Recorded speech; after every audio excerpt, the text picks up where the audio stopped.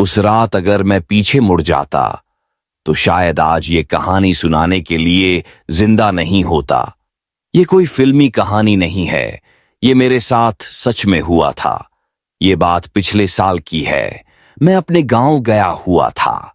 गांव में एक पुरानी कच्ची सड़क है जिसके बारे में लोग कहते हैं कि रात में वहां से अकेले मत जाना।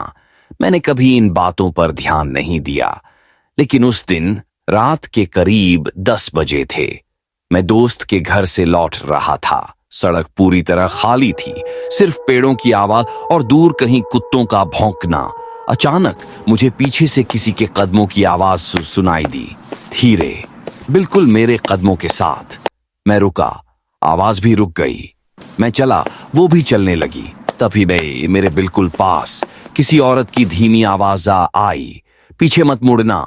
मेरे पूरे शरीर में सिहरन दौड़ गई। सड़क पर कोई नहीं था, लेकिन आवाज साफ थी, पीछे मत मुड़ना। अब कदमों की आवाज तेज हो गई थी, जैसे कोई मेरे बिल्कुल पीछे चल रहा हो। मुझे लगा मैं भाग जाऊं, लेकिन डर के मारे पैर भारी हो गए थे। आवाज फिर आई, अगर मुड़े तो वो दिख जाएगी। मेरी सांस तेज हो गई।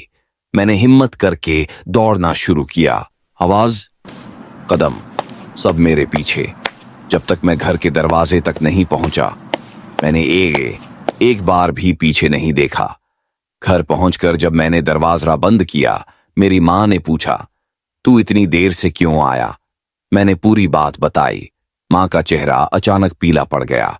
उन्होंने कहा, इस सड़क पर जो भी पीछे मुड़कर देखता है वो कभी घर तक नहीं पहुंचता। उस रात मेरे दरवाजे के बाहर सुबह तक किसी के कदमों की आवाज आती रही, और आज भी जब मैं उस रास्ते से गुजरता हूं, मुझे वही आवाज सुनाई देती है, पीछे मत मुड़ना। उस रात मुझे एक बात समझ आई, रात में आवाज हमें लेने आती है, इसलिए चुप रहना ही ठीक रहता है। और रात का हवा और आवाज दूसरी ही दुनिया की होती है, इसलिए रात में किसी भी आवाज का जवाब मत देना।